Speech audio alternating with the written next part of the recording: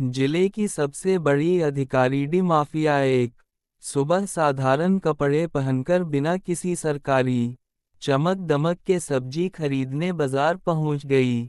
उनके चेहरे पर सादगी थी और चलने में आत्मविश्वास, लेकिन किसी ने भी यह सोच भी नहीं रखा था कि यह महिला इसी जिले की डिमा है। आफिया सीधे एक ठेले के पास रुक गई।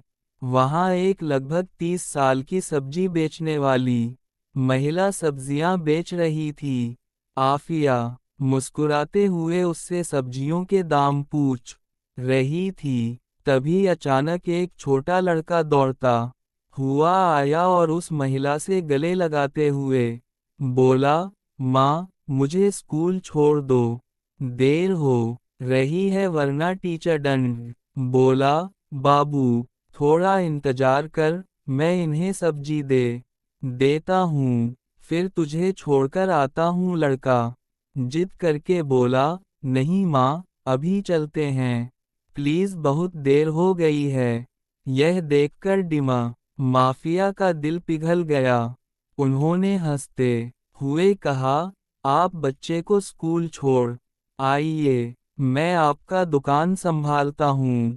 सब्जी वाली थोड़ा हिचकिचाया, लेकिन यही की भरोसे वाली बातों से हिम्मत हुई। उसने कहा, ठीक है बहन, मैं जल्दी वापस आ जाता हूँ।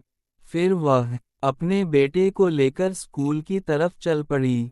इस बीच यही ठेले पर खड़ी आसपास का माहौल देख रही थी। तभी एक मोटरसाइकिल ठेले के पास आकर रुक गई। उसमें इंस्पेक्टर मानिक बैठे थे। उन्होंने थोड़ा क्याट हुए कहा, तुम कब से यहाँ सब्जी बेचने लगे? यहाँ तो एक औरत रहती थी, वह कहाँ गई? यही कुछ कहने ही वाली थी कि वही सब्जी वाला वापस आ गई। इंस्पेक्टर को देखकर उसका चेहरा डर से भर गया। हुक्का बोला, इंस्पेक्टर साहब, क्या चाहिए आपको? जो चाहिए ले लीजिए। इंस्पेक्टर ने बेतुकी तरीके से हुक्म दिया, आधा किलो टमाटर दे दो, 1 किलो भिंडी और आधा किलो पटल भी दे दो। औरत कुछ बोले बिना जल्दी से सब्जी तोल दी। इंस्पेक्टर एक पैसा भी दिए बिना मोटरसाइकिल पर चढ़कर चल दिया। यह सब देख यही स्तब्ध रह गई। चले गए। कुछ देर चुपचाप बैठा रहा। फिर उसने सब्जी वाले से पूछा, बहन, उसने पैसे क्यों नहीं दिए? तुमने कुछ क्यों नहीं कहा? महिला की आंखों में बेबसी साफ दिख रही थी। धीरे धीरे बोली, बहन, मैं क्या कहूँ? वो इंस्पेक्टर रोज ऐसे सब्जी लेकर चला जाता है। अगर कुछ कहती हूँ तो गुस्सा होकर कहता है, मुझसे पैसे मांगी क्या? अभी तेरा ठेले को उठाकर ले जाऊंगा।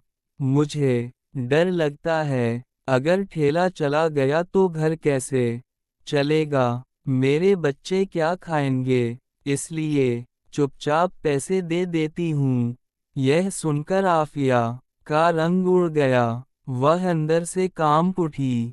उसे यकीन नहीं हो रहा था कि माँ जो कानून की रखवाली करती है, खुद ही कानून से ऊपर है।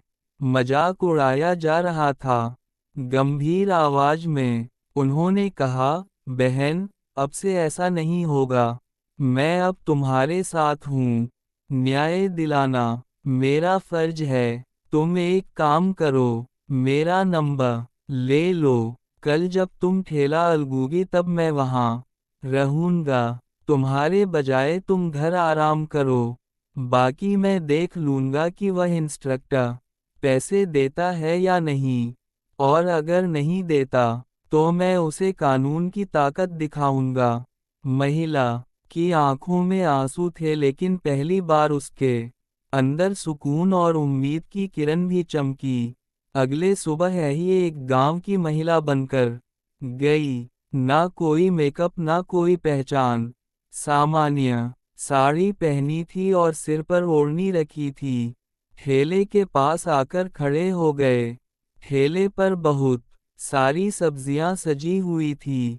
सब कुछ तैयार था। कुछ ही देर में इंस्पेक्टर मानिक अपनी मोटरसाइकिल लेकर वहां पहुंच गए। उन्होंने मोटरसाइकिल ठेले के पास रोककर तीखे नजरों से कहा, क्या मामला है? आज फिर तुम यहाँ? तुम उसका कौन हो? कल भी तुम यहाँ थे। आज भी तुम आफिया जो अभी भी गांव की एक आम महिला की तरह खड़ी थी, धीरे से बोली, मैं उसकी बहन हूँ, इसलिए आज मैं उसके जगह ठेला संभाल रही हूँ। इंस्पेक्टर ने घृणित हंसी देते हुए कहा, तो फिर तुम तो बहन से भी ज्यादा खूबसूरत हो। आज बहुत सुंदर लग रही हो। फिर अपनी आंखों से उसे सिर से पांव तक निहारने लगा और बोला, चलो छोड़ो यह सब, मुझे 1 किलो टमाटर दो और साथ में थोड़ा धनिए की मिर्च भी दे दो। यही बिना कोई प्रतिक्रिया दिए सब्जी तोलने लगी और चुपचाप हाथ में दे दी। इंस्पेक्टर सब्जी लेकर वापस जाने लगा और मोटरसाइकिल स्टार्ट की। तभी यही सख्त आवाज में बोली, रुको, तुमने अभी तक सब्जी का पैसा नहीं दिया।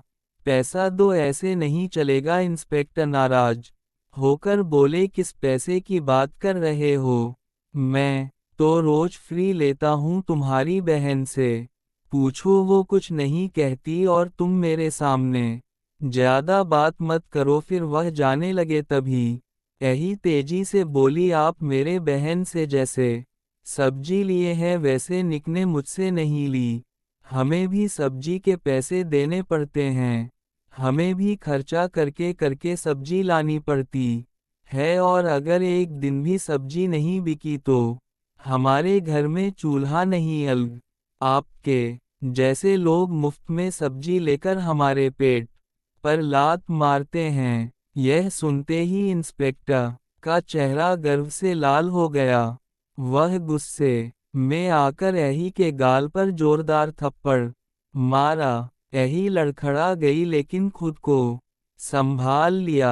आंखों में आग थी पर आत्मसम्मान और चुप रहने को तैयार नहीं थी। कांपती आवाज में यही बोली, आपने एक महिला पर हाथ उठाकर बहुत बड़ी गलती की है। तुम्हें इसके नतीजे भुगतने पड़ेंगे। इंस्पेक्टर और गुस्से में चिल्लाया, तू मुझे सिकाग, तेरा इतना हिम्मत है, अभी दिखाता हूँ। फिर उसने आफिया के बाल पकड़ कर खींचे। आफिया दर्द से करा उठी लेकिन बाल छुड़ाकर बोली, यह सब बहुत गलत हो रहा है। मैं तेरे खिलाफ रिपोर्ट करूंगी।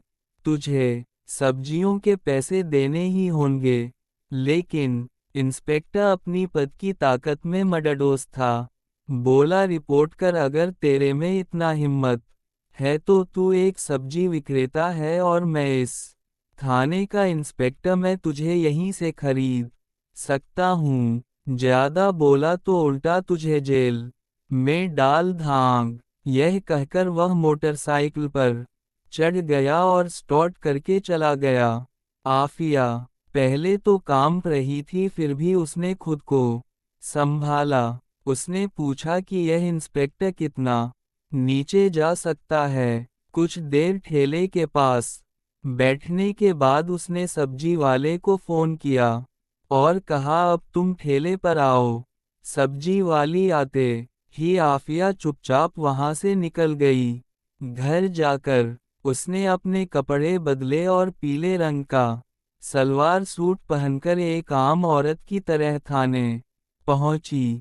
थाने पहुंचकर देखा कि इंस्पेक्टर मानिक वहां नहीं था। एक हवलदार डेस्क पर बैठा था। आफिया ने सीधे उससे पूछा, मुझे रिपोर्ट करनी है इंस्पेक्टर मानिक से, और सू साहब से भी मिलना होगा।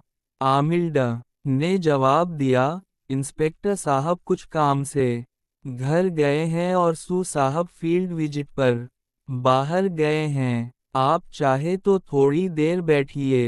यही की आंखों में अब न्याय की आग जल रही थी और यह आग अब फिर बुझने वाली नहीं थी। थाने में कुछ वक्त बिताते ही अचानक दरवाजा खुला और स्कू अटिकर राणा अंदर आए। भारी कदमों से अंदर आते ही उनकी नज़र पीले सलवार सूट पहने उस आम महिला पर पड़ी जो कोई और नहीं, खुद डिप्टी मजिस्ट्रेट माफिया थी। अटिकर राणा ने सख्त आवाज में पूछा, तुम कौन हो? यहाँ क्यों आई हो? एही ने शांत स्वर में कहा, मुझे रिपोर्ट बनानी है। यह सुनकर अटिकर राणा तंज कसते हुए हंस पड़े। रिपोर्ट बनानी है तो पहले कुछ खर्चा लेकर आए हो। यहाँ रिपोर्ट बनाने के लिए 10 से 15,000 रुपए लगते हैं। लाए हो तो निकालो, वैसे भी तुम्हारी रिपोर्ट लिख दूंगा। यह सुनकर आफिया का चेहरा गंभीर हो गया और गंभीर आवाज में बोली, किस पैसे की बात कर रहे हैं? रिपोर्ट बनाने के लिए कोई फीस नहीं लगती। आप रिश्वत क्यों मांग रहे हैं?